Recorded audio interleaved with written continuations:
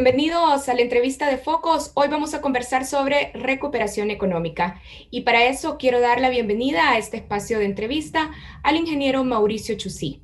Él ha sido director de Fitch Ratings, la calificadora de riesgo en nuestro país, y además fue presidente del Banco Central de Reserva. Bienvenido, ingeniero Chusí, a este espacio de conversación. Muy buenas noches a todos y muchas gracias a Focos y a ti, Karen, por invitarme esta noche a compartir mi visión de cómo podemos esperar la recuperación económica. Bien, bueno, empecemos justamente. Analistas locales y organizaciones internacionales como el Fondo Monetario Internacional, el FMI, han pronosticado una recuperación lenta de la economía salvadoreña, pero esto contrasta con los mensajes que hemos estado recibiendo de funcionarios como el ministro de Economía, la ministra de Economía o el ministro de Hacienda, que por ejemplo han estado publicando datos de la recuperación de cotizantes o de empleos formales que por lo menos sugieren que estaríamos en la ruta de la recuperación. ¿Estamos en ruta de la recuperación económica? ¿Qué Bueno, tan exitosa es esa ruta?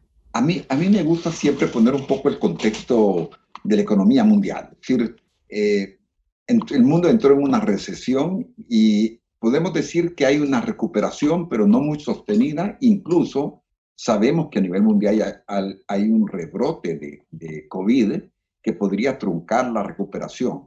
Ahora, todos coinciden de que la crisis fue menos fuerte de lo que se esperaba y que la recuperación también va a ser más lenta. Es interesante ver de que las medidas que se han tomado a nivel mundial de expandir la oferta monetaria, de poner mucho dinero en circulación, han hecho de que la crisis sea menos intensa, pero ya el surgimiento de las vacunas por lo menos da una luz de esperanza en la economía mundial y creo que en todos los países, aunque no hay que pensar de que esto va a ser muy rápido. Eh, pero la recuperación y las vacunas han hecho incluso que los mercados de la bolsa de valores y los precios de petróleo empiecen a recuperarse. ¿Qué pensamos de la economía de El Salvador? Y entiendo la duda. Es decir, es cierto que para el próximo año, para el 2021, la economía salvadoreña puede crecer alrededor, según el Fondo Monetario, alrededor de un 4%. Pero hay que estar claros de que primero, de que tenemos indicios de que hay un brote de COVID de nuevo en el país y eso nos obliga a pensar no solo en cuidarnos, cuidar nuestra salud, que es muy importante, sino que también pensar de que no todo ha pasado y que todavía hay incluso un riesgo de que volvamos a tener un problema, aunque en este momento, hoy por hoy, no existe ninguna legislación que pueda aplicarse a una nueva cuarentena. Y la ciencia y el desenvolvimiento de la epidemia hace de que cada vez menos países piensen en hacer cuarentenas como las que tuvimos acá, cabalmente por el daño económico que causa. La recuperación no podemos hablar de una recuperación. Lo que ha bajado es la intensidad de la contracción económica. Es decir, el primer trimestre la economía salvadoreña todavía alcanzó a crecer 1,80, pero el segundo trimestre la economía salvadoreña se contrajo un 19%.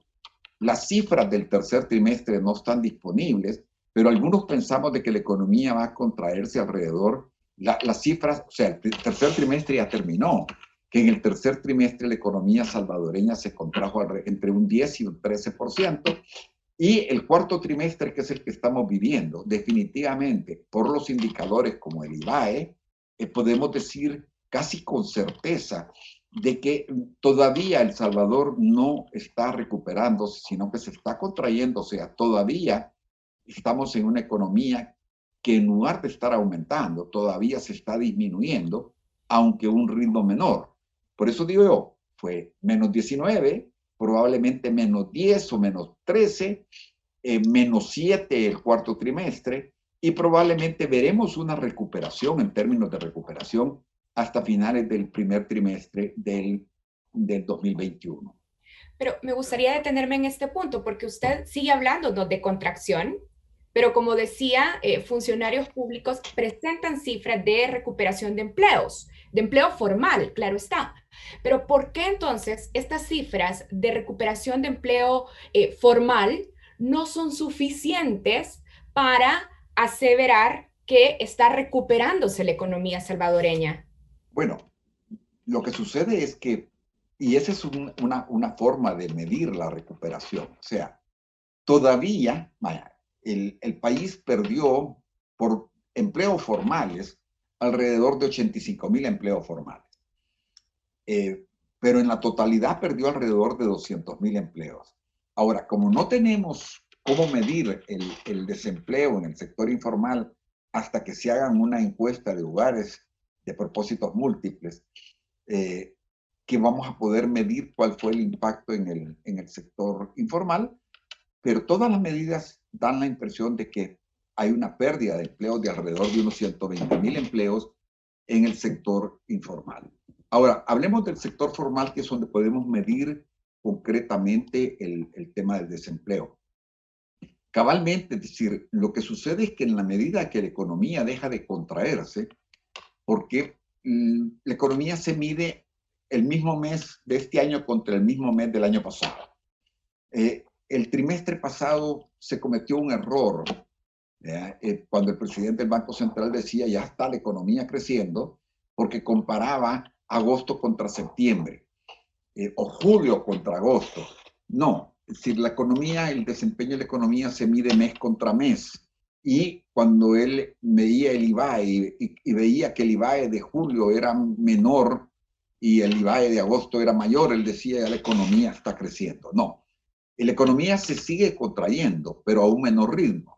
Y por lo tanto, es decir, en la medida de que la contracción es cada vez menor, las empresas van reinstalando al personal en la medida que la economía ya no decrece tanto, porque por lo menos se ve una tendencia hacia una recuperación y dicen, bueno, cuando lleguemos a que el país vuelva a empezar a crecer, porque como les digo yo soy de los que piensan que aún al mes de diciembre la economía no está creciendo.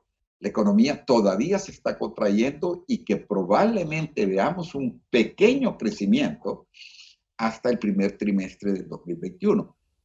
Cuando empecemos a ver el crecimiento en el 2021, vamos a tener probablemente el mismo nivel de empleo que teníamos en, en febrero del 2021 contra febrero del 2019. Hablemos. Incluso va a haber un fenómeno estadístico interesante, Karen, porque en ese momento, cuando empecemos a ver marzo, cuando ya teníamos pandemia, vamos a empezar a ver crecimientos económicos muy fuertes. ¿Por qué? Porque se va a estar midiendo una economía que se había contraído fuertemente contra una economía que empieza a recuperarse. Entonces, esa recuperación estadísticamente va a ser más alta. Hablemos del IVAE, del índice de volumen de la actividad económica. Los datos del Banco Central de Reserva muestran una recuperación mucho más lenta, sobre todo si, como usted decía, lo comparamos con el mismo periodo de años del año pasado, por ejemplo. ¿Qué muestra el IVAE y por qué este indicador sería el más adecuado para medir una recuperación o una recesión económica?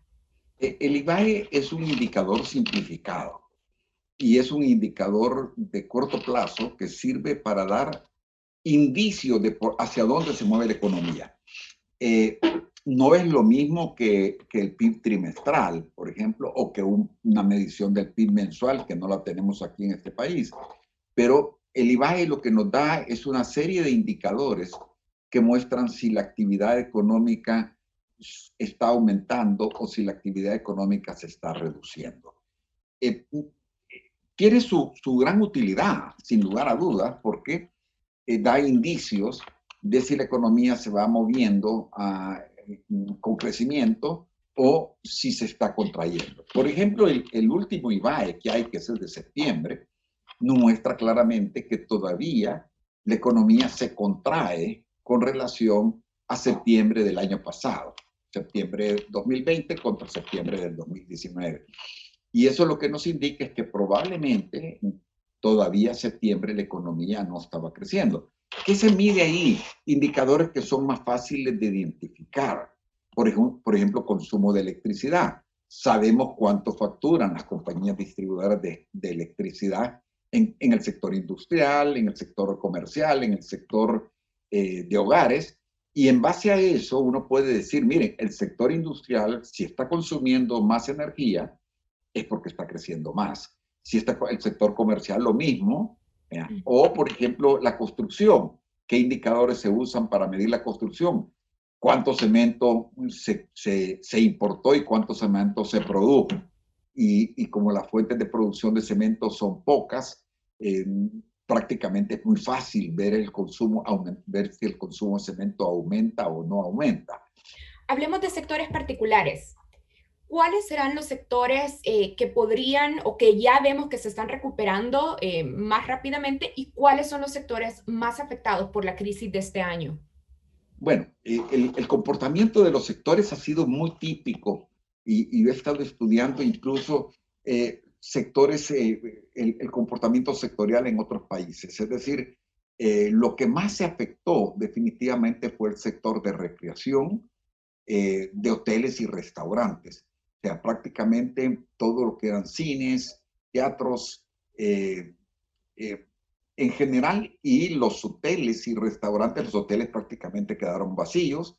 El sector, por ejemplo, todo lo que tiene que ver con viajes, que también fue muy lastimado, y los restaurantes, que prácticamente se prohibió la apertura de los restaurantes durante un periodo en todo el mundo, no solo acá, y eso ha sido quizás uno de los sectores más afectados. Después de eso es notable el impacto que tuvo en el sector industrial. Es decir, acordémonos que al cerrar las fronteras se cerraron las exportaciones, sobre todo a Centroamérica, y eso golpeó fuertemente al sector industrial. La agricultura fue afectada no tanto por COVID, sino que por las tormentas, pero la agricultura ha tenido un comportamiento bastante típico. Es más, los agricultores sostienen que las cosechas de granos van a ser muy similares a las del año pasado. La cosecha de café es muy baja, pero muy similar a la del año pasado.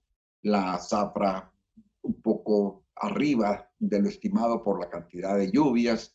Entonces la agricultura no sufrió. El comercio sí fue seriamente afectado por dos factores. Primero, porque la gente dejó de salir a comprar y eso, es decir, las pandemias frenaron. Pero además de eso, hay dos otros factores adicionales. Uno son los hábitos en los cambios de consumo.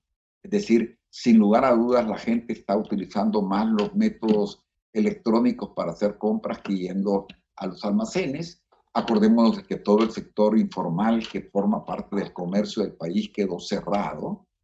Entonces, y hay además del sector ese, de los cambios en los hábitos de consumo y de cierre de las tiendas, está el otro factor, es que las personas, nosotros, los consumidores, entramos en un ambiente de incertidumbre. Y Bien. normalmente cuando hay incertidumbre, la gente se abstiene de comprar. Por ejemplo, lo primero que se reduce son las compras de bienes de consumo duradero. Por ejemplo, refrigeradoras, cocinas, automóviles, viviendas. Entonces, eso ocurre. Y lo podemos ver, por ejemplo, con un crecimiento de los ahorros de los hogares. Fíjese que es bien interesante. El ahorro en los hogares ha crecido casi el 10%.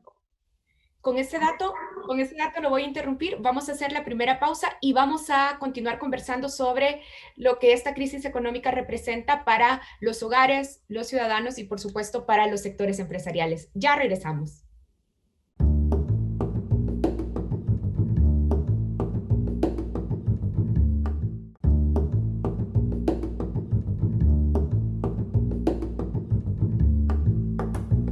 Continuamos en esta entrevista de Focus. Estoy conversando con el ingeniero Mauricio Chusí.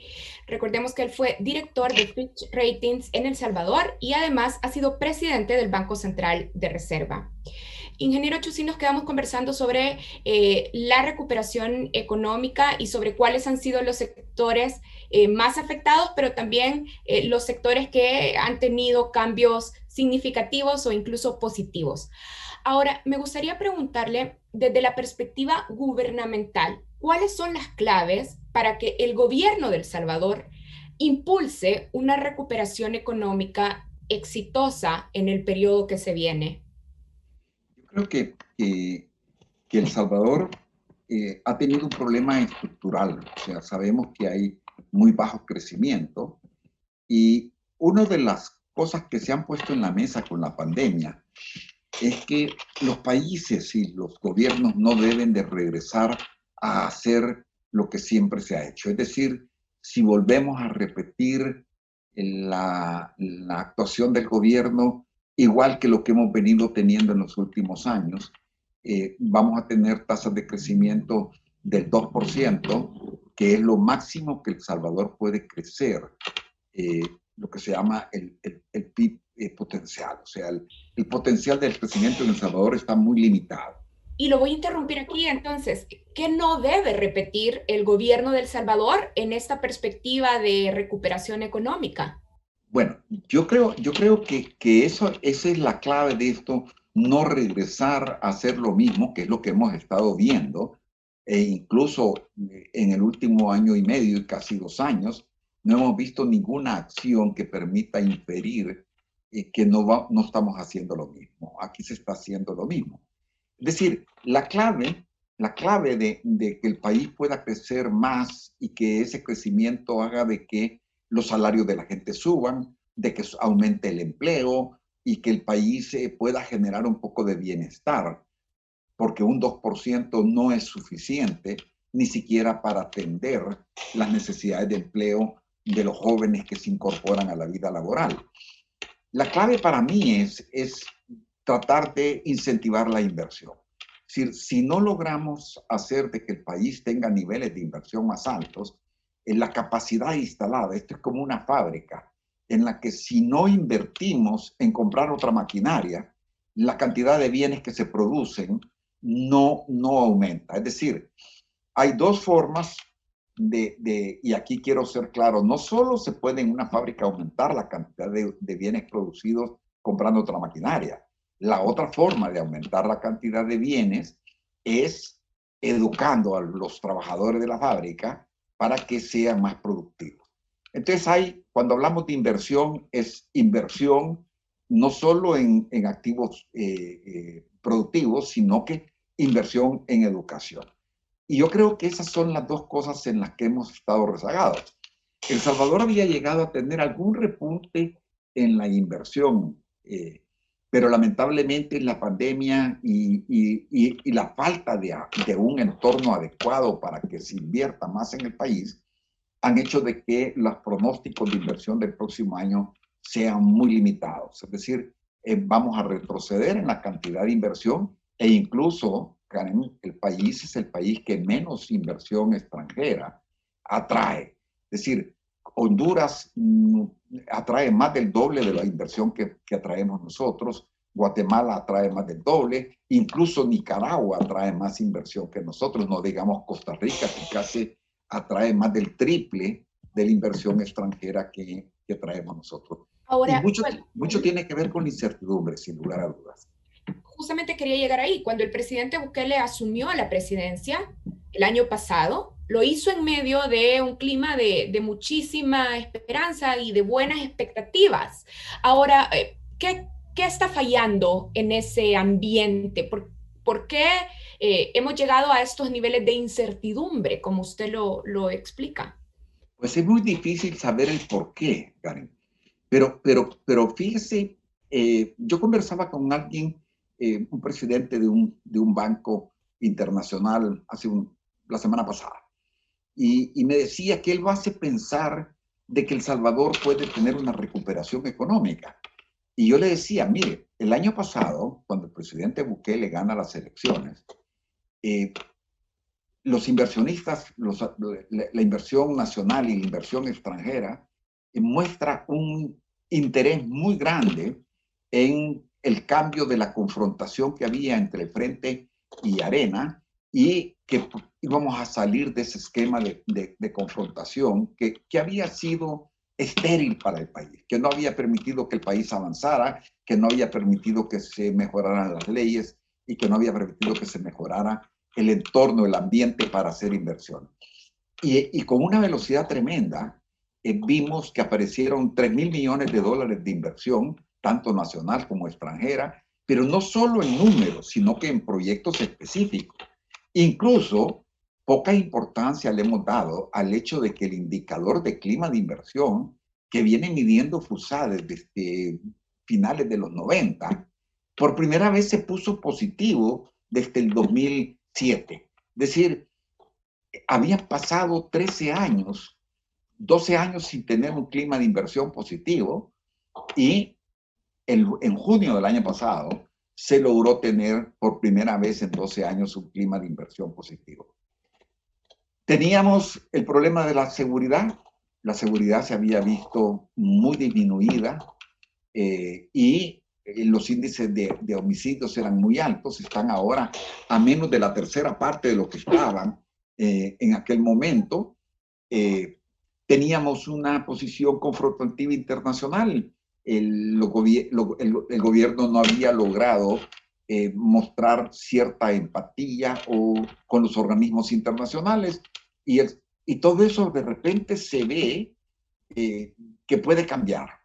Y yo creo que es importante porque los salvadoreños hemos perdido mucho la esperanza, y podemos decir, miren, de febrero, que fueron las elecciones, hasta agosto, septiembre, incluso quizás hasta noviembre, podemos decir que el ambiente fue el ambiente para atraer la inversión y para lograr una recuperación se dio, y eso lo que nos tiene que decir es que El Salvador tiene posibilidades de recuperarse.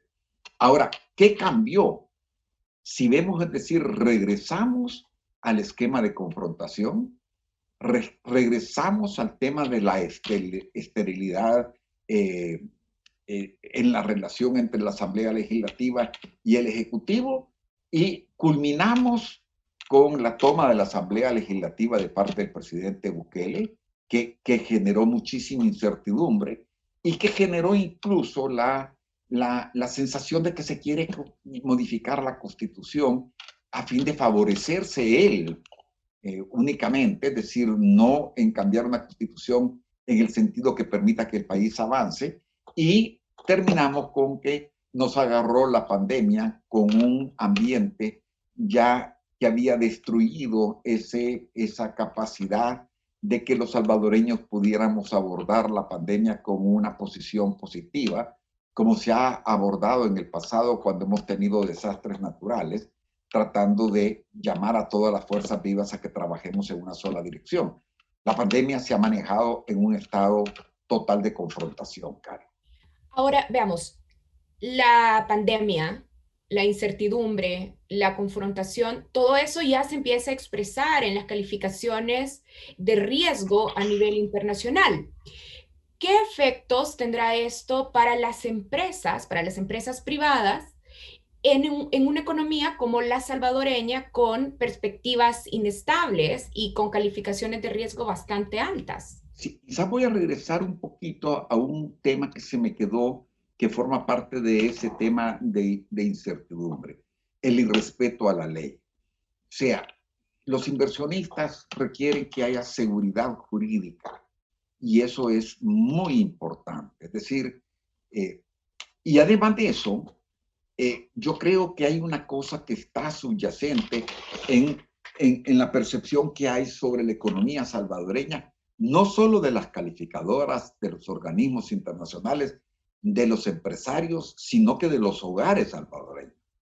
Y es que hay el tema del mal manejo de las finanzas públicas, nos está causando a todos mucha incertidumbre.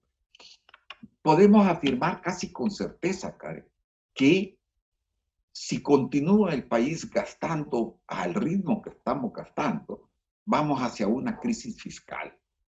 Y si usted me dice, si usted fuera empresario y tuviera que decidir si invertir en este país ante ante la posibilidad de que tengamos una crisis económica muy fuerte que va a obligar al Estado a hacer lo que se llama un ajuste fiscal, eh, los empresarios van a posponer su inversión.